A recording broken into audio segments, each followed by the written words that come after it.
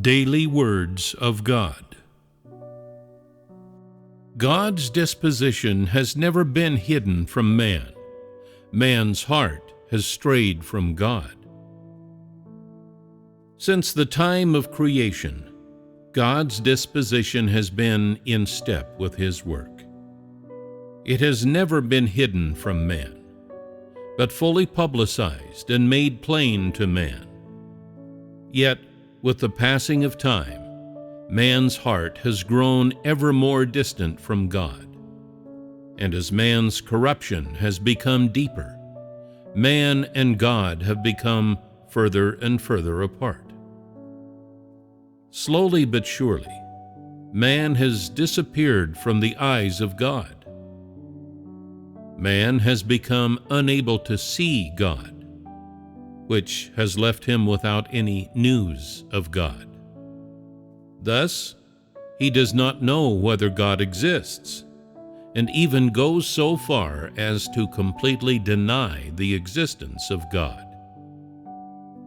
Consequently, man's incomprehension of God's disposition and what He has and is not because God is hidden from man, but because his heart has turned away from God. Though man believes in God, man's heart is without God, and he is ignorant of how to love God. Nor does he want to love God, for his heart never draws close to God, and he always avoids God. As a result, man's heart is distant from God. So, where is his heart? In fact, man's heart has not gone anywhere. Instead of giving it to God, or revealing it to God to see, he has kept it for himself.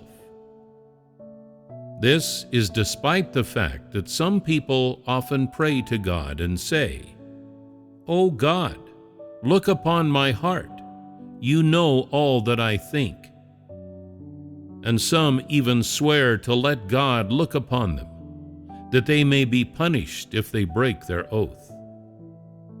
Though man allows God to look within his heart, this does not mean that man is capable of obeying the orchestrations and arrangements of God, nor that he has left his fate and prospects and his all under the control of God. Thus, regardless of the oaths you make to God or what you declare to Him, in God's eyes, your heart is still closed to Him. For you only allow God to look upon your heart, but do not permit Him to control it. In other words, you have not given your heart to God at all, and only speak nice-sounding words for God to hear. Meanwhile, you hide your various deceitful intentions from God, together with your intrigues, scheming, and plans, and you clutch your prospects and fate in your hands, deeply afraid that they will be taken away by God. Thus, God never beholds man's sincerity toward him.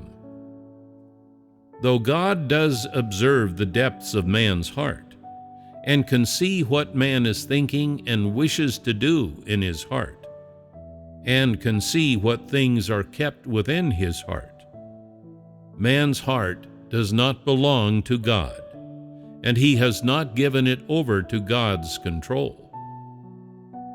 This is to say, God has the right to observe, but He does not have the right to control.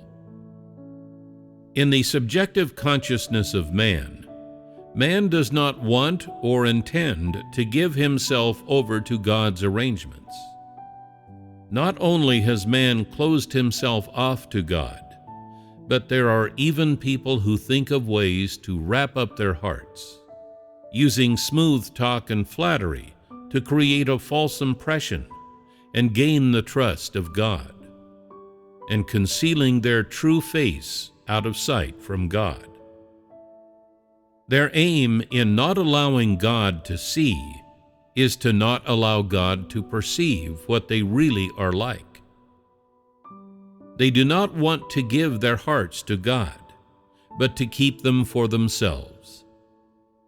The subtext of this is that what man does and what he wants is all planned, calculated, and decided by man himself.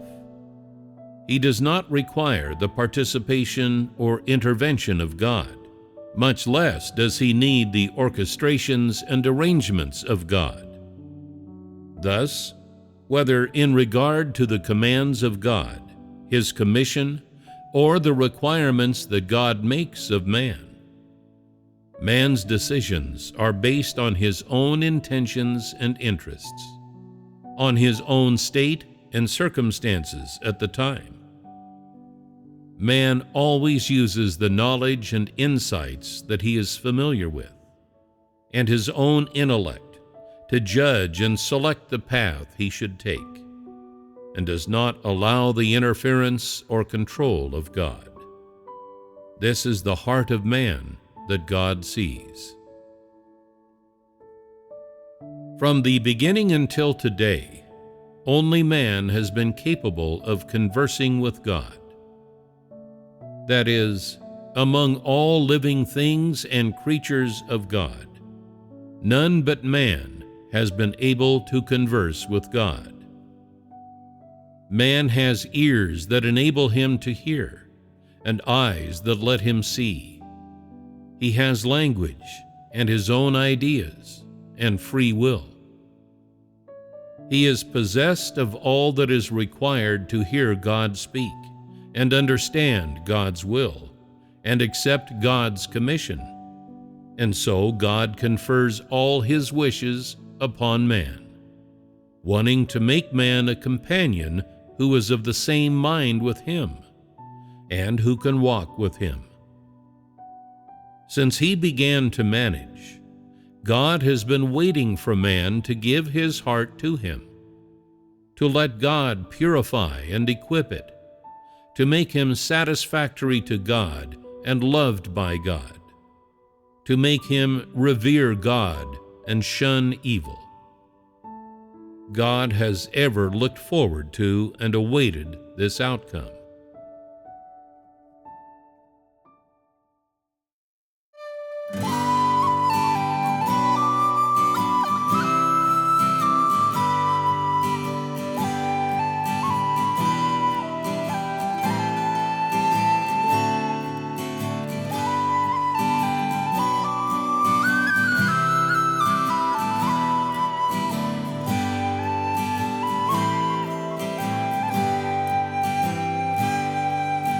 From the beginning until today, it's only mankind who's had a way to talk with God, converse with God.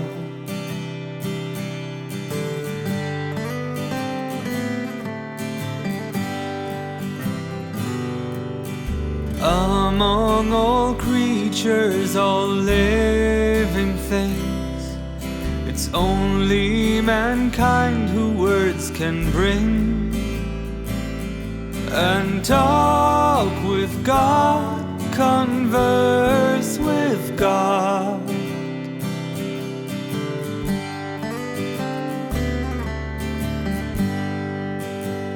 Since his management, God has been waiting for just one offering, the heart of man, that he may cleanse and equip it and make man satisfying and loved by God. Man satisfying and loved by God.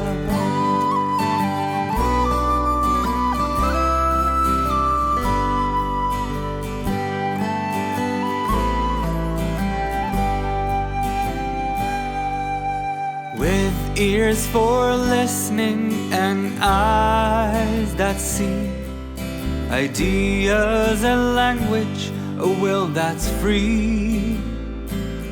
Man can hear God, can walk with God.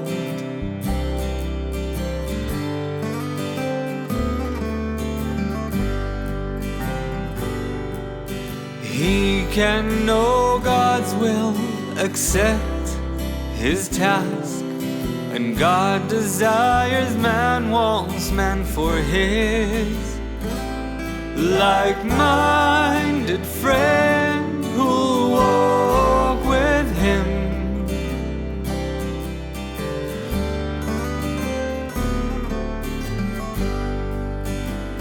Since His management, God has been waiting for just one offering, the heart of man, that He may cleanse and equip it and make man satisfying and loved by God. Man satisfying and loved by God.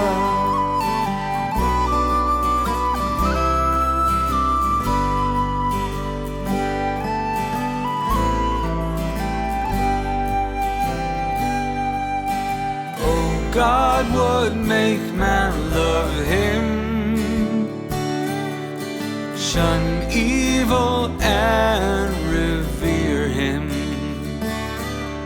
This one thing He's awaiting since all eternity.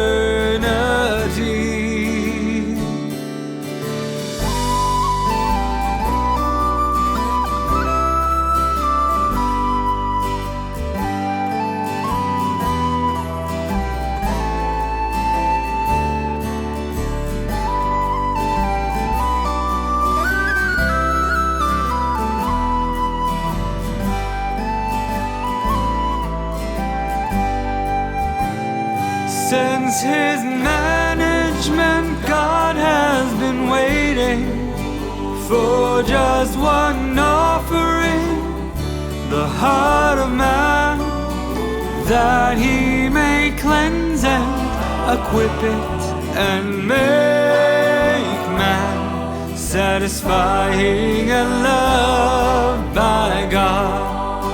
Man satisfying and loved by God.